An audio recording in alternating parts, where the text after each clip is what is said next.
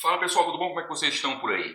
Tranquilo? Bom, e o grande jogo da rodada neste final de semana foi o encontro do primeiro com o segundo colocado, do Leverkusen contra o Bayern de Munique, que terminou num 0-0 que foi bem complicado para o Leverkusen. Vamos falar um pouquinho dessa partida e é aquilo. O campeonato acabou? Já podemos considerar o Bayern de Munique o campeão? Ou o Leverkusen consegue tirar essa diferença de 8 pontos? Vamos falar um pouquinho sobre esse jogo, vamos falar um pouquinho sobre o que espera as próximas rodadas e o futuro do campeonato. Segue a vinheta aí. 15 chutes a gol, 56% de posse de bola, 536 passes trocados. Esses foram os números do Bayer Leverkusen que demonstram um pouco do que foi a dominância do Leverkusen no jogo em casa frente ao Bayern de Munique no grande jogo da rodada que foi realizado no último sábado. Leverkusen e Bayern empataram em 0-0 e duas coisas chamaram a atenção nessa partida. A primeira, a dominância do Leverkusen em cima do Bayern, que é acostumado a ser extremamente dominante historicamente dentro do campeonato, mas também com esse time do Vincent Kompany. E também a outra coisa, por que o Xabi Alonso não trouxe nenhum dos seus camisas 9 para o jogo, a partir do momento em que se viu um Leverkusen com dificuldades de poder entrar na área do Bayern? Essas foram as duas perguntas que ficaram no ar, mas também tem mais uma pergunta que fica no ar. O campeonato acabou, dando uma olhada na classificação, após esse empate, a diferença de pontos do Leverkusen do Bayern de Munique para o Leverkusen é de 8 pontos. É muita coisa, cara. A campanha dos dois times é bem parecida. A diferença é a quantidade de empates do Leverkusen. O Leverkusen empatou 8 vezes e o Bayern empatou apenas 4. Enquanto assim, 17 vitórias do Bayern, 13 vitórias do Leverkusen. Os dois times perderam apenas uma vez no campeonato. A outra grande diferença é o saldo de gols. O saldo de gols do Bayern, do Kompany, é de 46 e o do Leverkusen é de 22. É uma diferença muito gritante em termos de gol. E isso é algo interessante de se notar. O Bayern pouquíssimas vezes teve tantas dificuldades quando enfrentou esse time do Xabi Alonso.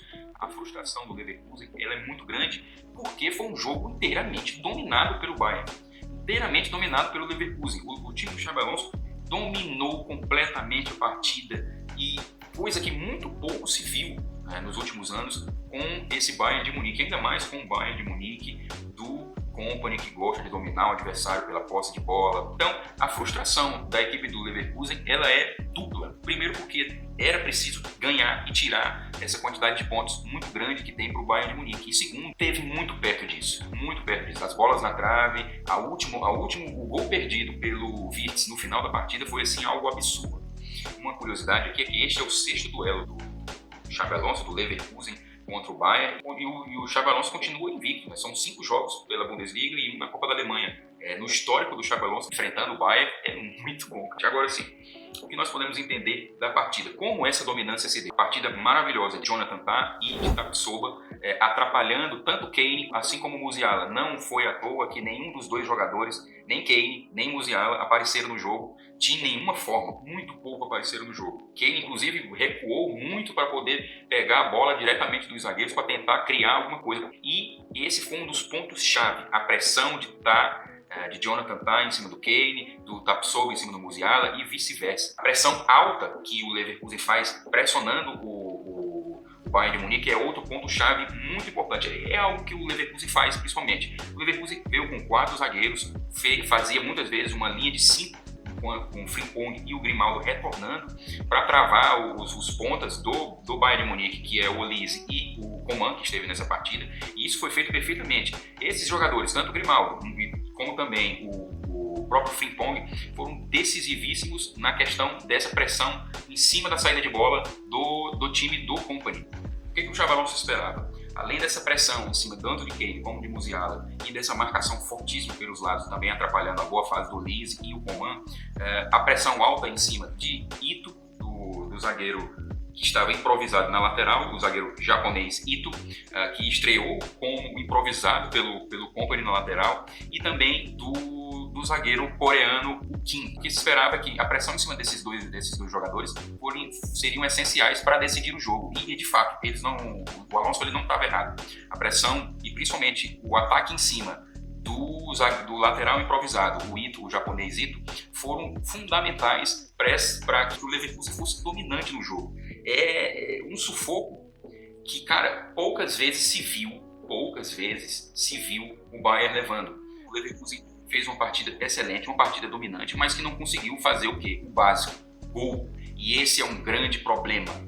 Quando se tem Patrick Schick, quando se tem Victor Boniface no banco. O Alonso segurou o seu time até o fim, sem os seus dois principais camisas 9, os dois principais goleadores. Ele mandou a campo uma equipe com o Nathan Tella e o Florian Wirtz jogando sem um camisa 9, sem um ponto de referência. Uma das principais críticas da imprensa na Alemanha e de muita gente que acompanhou o jogo foi o fato do camisa 9. A partir do momento em que a equipe, com a movimentação, com a pressão alta, buscando essa movimentação do Wirtz, do Grimaldo, do Frimpong e do Tella não funcionou, o que se esperava? Vamos colocar o ponto de referência, o cara que possa fazer um pivô, que possa aparecer dentro da área, que possa atrapalhar mais ainda o Kim Min-jae e o Upamecano. E o Xabi Alonso, ele manteve a sua base praticamente o jogo inteiro. Apenas no finalzinho, de fato, ele colocou em campo o nosso amigo Patrick Schick. E isso é uma crítica que se tem a se fazer ao Xabi Alonso, sem dúvida nenhuma. Taticamente, o plano do Xabi Alonso, ele conseguiu, de fato, segurar o Bayern, que pouquíssimo criou, ou não criou absolutamente nada. Não deu um chute quase o primeiro tempo inteiro. Taticamente, defensivamente, foi uma partida impecável do Leverkusen. O que faltou foi aquele momento de decisão. Olha, a equipe está bem, colocou bola na trave, está perdendo muitos gols. Vamos colocar, por exemplo, vamos mudar um pouco a tonalidade do jogo e colocar um camisa 9, trazer o Patrick Schick, que tem feito muitos gols nos últimos jogos, trazer o Victor Boniface de novo, levar o Victor Boniface a campo para podermos ter esse ponto de referência e mudar um pouco a situação. Eu acho que seria interessante, e essa é uma crítica, sim, que se tem que fazer ao Xabi Alonso. Ele segurou demais, quando ele poderia sim ter tentado arriscar um pouco ali no finalzinho. Cara, a diferença para a tabela do campeonato são de 8 pontos. Custava ter tentado colocar o Schick um pouquinho mais cedo na partida para ele poder jogar, para ele poder fazer esse ponto de referência, de ser esse ponto de referência, de atrapalhar, de levar o Upamecano, tirar o Upamecano, de tentar atrapalhar o Kim Min-jae também. Eu acho que esse foi um dos principais erros do Xabi Alonso. É claro, vai se falar, mas se aquela bola do Wirtz tivesse entrado no final do jogo, ninguém estava falando isso. Eu acho que sim. Se você pensar um pouco na situação, cara, é óbvio que você, mesmo se o Leverkusen tivesse ganho esse jogo, é algo que deveria sim, de fato, é uma crítica que sim, que o Alonso tem que ser feito. Agora a pergunta que a gente faz, o campeonato acabou?